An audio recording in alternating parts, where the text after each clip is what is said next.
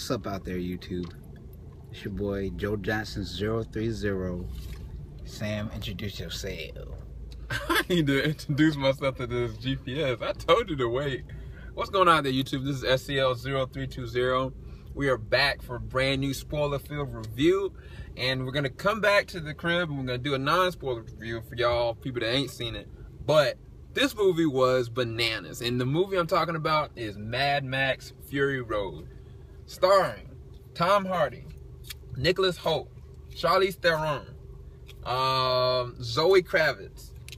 This movie, in and of itself, the whole entire time when you're in it, you really feel like you're in this movie the whole entire time. And it's kind of set in like what appears to be a complete desert. Like, it was like literally Mars incarnate. Like, these people, the way that they live and the way that they do things is just so intense, uncivilized.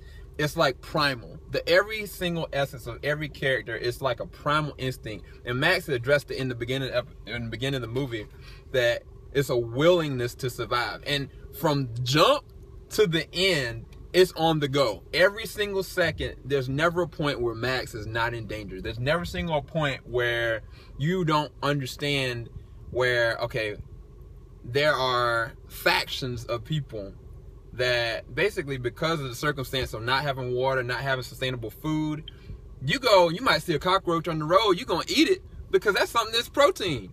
You might see some lizard that's like basically mutated, you're going to bite his head off. I mean, I'm not. And that is the essence and the theme of what's going on in this world. Like, it's just so dangerous. But what I love, and this is my word, George Miller, this is the director of the original ones. He came back and directed this reboot, right? But I was listening to him doing an interview, and he was saying they were shooting out in this desert for months, almost about a whole year. And they were going through the process of trying to figure out how they can like shoot certain shots and stuff like that. Through raw footage, they have over 144 hours worth of just raw footage from all the different camera angles. Y'all, when you see this movie, the cinematography for every car chase sequence, every action sequence, everything that's blowing up, like, it's all practical effects, all stunt coordinated, and it all looks seriously dangerous. Like, I think you're gonna talk about a scene, eventually Joe's gonna come up and talk about it because I'm about to start driving, there's one scene that happens where they're getting chased, they're on this rig, and they're doing everything they can to keep the rig up. Now, normally, like, once a car is down in like a chase sequence, it's down, you know? But they have these things jerry-rigged so much that they go and get out of the car and go underneath to try to start repairing the rigs. And I'm like, what is going on? But then the people that are around them, they have no regard for human safety at all. They are literally throwing flaming spears at each other. It's nuts. The movie is nuts. It's probably one of the best action movies that I've seen in quite some time. But we're gonna get into spoilers really soon. Joe, you fill me in some of the details of just the characterizations of how they, I guess, progress these characters. I mean, from Tom Hardy's character Max to Charlize Theron's character Furiosa. I'll let you go into that. Well, what's up, YouTube? So we're gonna be talking about pretty much the character development. Man, get hype! That movie was awesome. I mean, I'm hype. I'm hype. I'm just gonna talk to them straight up. All right. So you have you have like Mad Max's character, you know. And the one thing I like about this movie is not cliche at all. Like, it's not cliche at all. And really why I said it, because like his character, you can kind of relate to him on the fact that, like, okay, he's kind of relatable, but the other side of his character, like, the dude's insane, man. And you know, it's like you're watching this guy, it's like this guy has a couple screws missing. Which can you use card? Yeah. I need card. But no, in all seriousness, with the characterization for how they did Max, Tom Hardy does such a good job of giving you a character that's tormented by pain. Thank you. And at the same time, you don't know like what he's kind of gone through. All you can see is just remnants of his subconscious. of like him. Basically, I think his daughter got killed, and I think his wife got killed, and he blames himself for everything. And so his whole instinct to survive is based upon those factors. And so there's things that happen, like he might get attacked, and it's funny because when I look at his character and when he starts like kind of like trying to survive, especially when he engaged like Charlize Theron's character and these girls that she's trying to protect and get to a certain location, it's so funny because he always has his gun on he always has his hand on the trigger. Like he's so thinking like somebody can do something to him or something bad is gonna happen. Like he trusts no one, but at the same time, you know he has a heart because he would have just kind of killed him to start with. And it's so crazy, dude. Like what he gets put through is amazing. And Tom Hardy does an amazing job with that. I'm gonna let Joe back to it. I don't know where I'm going. But yeah, y'all. So I mean, we already talked about it. The dude's crazy. Not only that, but it's not cliche at all. Reason why I said it is because at first, like immediately when you watch a movie, you identify the main characters. You're already in your mind. You're like, okay. I'm trying to figure out who's a stable character, who's gonna die, who's not gonna die, and my predictions in the movie, who's not gonna die. You do that subconsciously. This movie, you don't know who is gonna live, who's gonna die. And I was just like, this movie is crazy because during the action, it's like anybody is liable to die at any point. The only person in this movie who I was pretty much sure was not gonna die was Max. And I was just like, this is crazy. And not to say his life was never in danger, but I was just like, time his life was in danger. But I was just like, this dude, I mean, and it's probably like 6 or maybe about 6 main characters in the movie, and every moment their lives are at stake, man. And not only that, but how one of the guys, he starts off as a warlord, and then he kind of like trades factions, and the way they do that. Are you talking about the B-boy? Yeah. Are you talking about? He's talking about Nicholas Holt's character. Yeah, Nicholas Holt's character. The way they tell his story, I was just like, yo, this is good storytelling, because like the way they like totally changed the character through midway in the movie, I was just like, wow, this is good. Like, and the situation that they're placing, the situations that are placing, you definitely get a feel like this is very post-apocalyptic, man. Like, I mean, it's the story behind this movie is very simple. It's simple plot, simple kind of like main idea, simple conflict. All right, so you know what I'm saying. So you have Max. He's pretty much kidnapped by these these scavengers. And he's really just trying to escape. He's a prisoner. He's just trying to escape. He gets caught up. It's crazy how to explain it, but he gets caught up in this pretty much this entire mess. And they use him for a blood bag. They use the dude for a blood bag on the, like, pretty much as a hood ornament on the car in pursuit of the rig that old girl is driving. And oh my gosh, it was crazy. The driving sequences though, oh my gosh, y'all. So every sequence, I don't know who was the stunt coordinator or the driving stunt coordinator, but these scenes, I haven't seen anything like this since the 90s, quite honestly, because the 90s, they had a lot of great movies where there were great chase sequences all the time. There are always great chase sequences.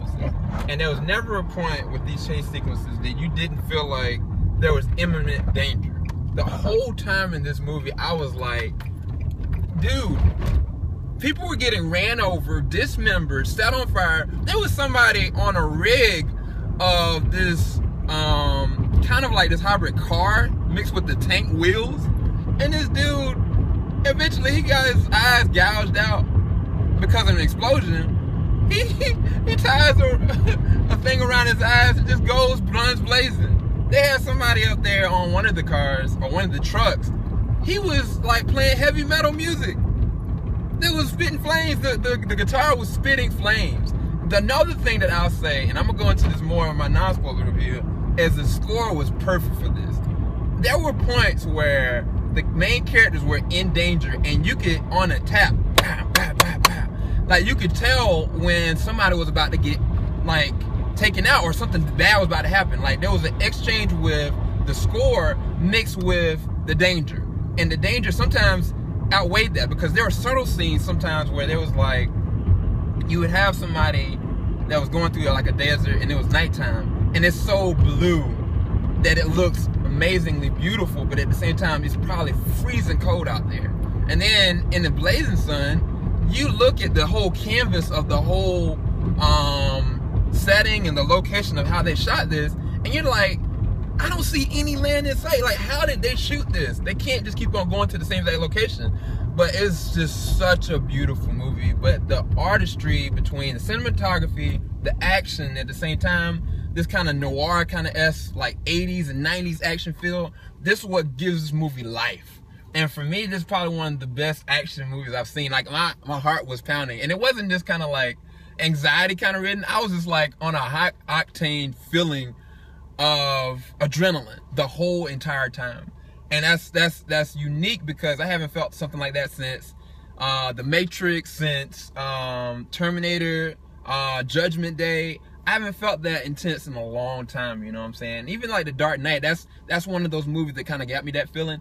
This brings me back to that. And it's like, it's weird because the Furious 7, it had great action moments, but this, because of such practical effects and because you could tell every character and every actor treated their character with a specific tone, that it didn't matter if it was Charlize Theron's character, who was amazing, by the way.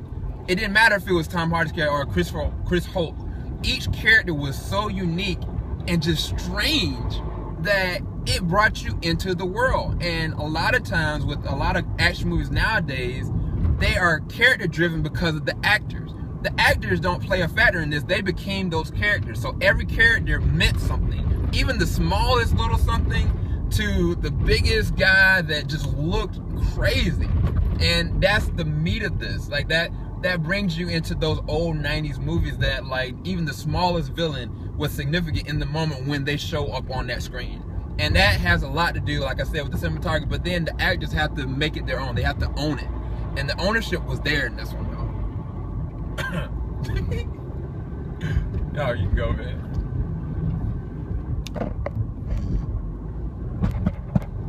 I'm gonna talk about other than the fact that this movie was awesome. So we talked about the actors, talked about cinematography, so we talked about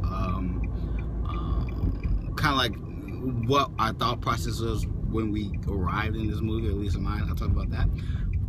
So what I want to talk to you guys, since this is a spoiler review, I want to tell you guys about the plot, man. So pretty much it was a simple premise. Like the main villain, which I might add, the costume and the way these characters look was amazing.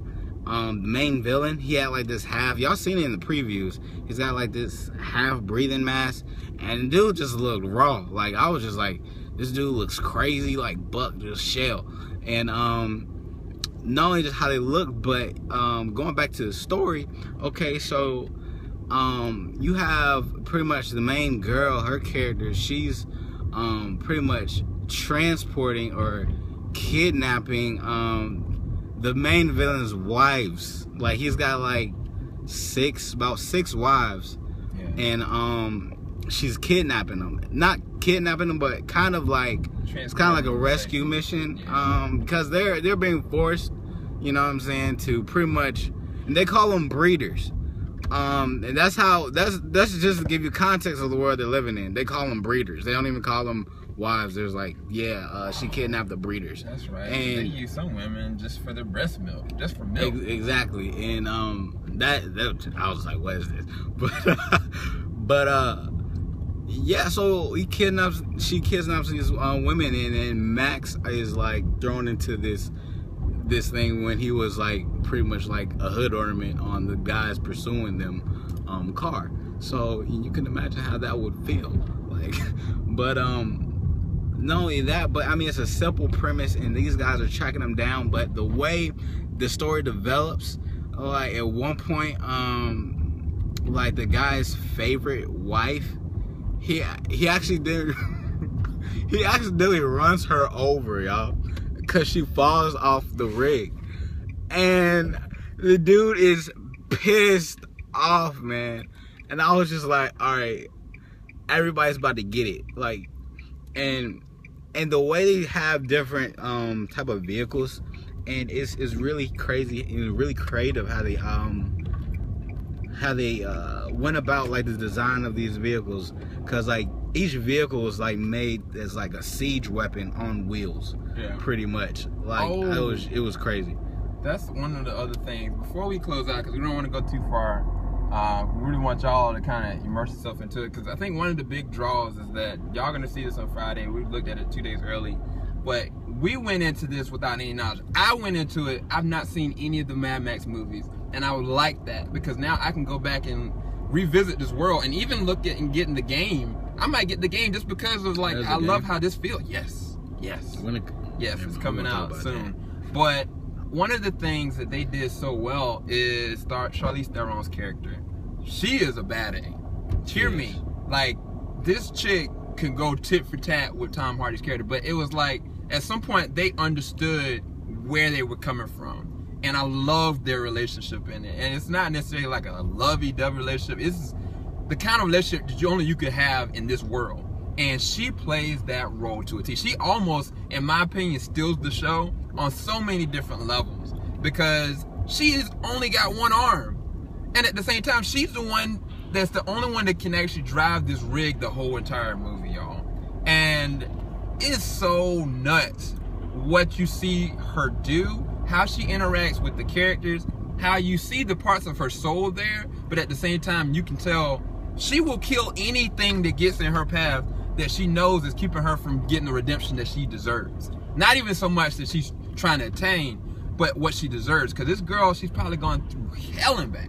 Because I looked at one scene where it showed like where she came from, and this scene, y'all, like, I ain't never seen nothing like this, dude. Like, they had people on stilts crawling around in the mud to survive. I was like, I was in shock. Seriously looking at it. A lot of times in this movie, I was in shock, but that moment when they went past it and then she goes and talks to somebody and finds out that this is where she was from, I was like, bruh. But for me, as an action movie, not so much story driven, like this is one of the best action movies I've seen, I give this movie a 9.5. I want to give it a full 10, but I think the second time I look at it around, instead of being right in front of the movie, I think that I'm going to give it a whole 10. If I give it a 20, I probably would. But for right now, I'm going to say a 9.5. You definitely got to go check this out, y'all. What is your closing thoughts on the spoiler review? Gonna wrap it up. You guys heard it first here. So definitely we're gonna come out with you guys with another review pretty soon. We're also gonna watch more movies for you guys, so tune in. I give this movie a 10 out of 10 because it was a high octane nitros overdrive movie, probably one of the best action movies I've seen in a long time. I think I would rate this so far probably one of the best action movies of 2015 to date. I agree. 2015. So yeah, you heard it first here. Yeah, I love you guys. God bless. Later, everybody. SCL0320 signing out. Joe Johnson 030 signing out. Enjoy this early review, baby. Rate, like. Later, everybody. Peace.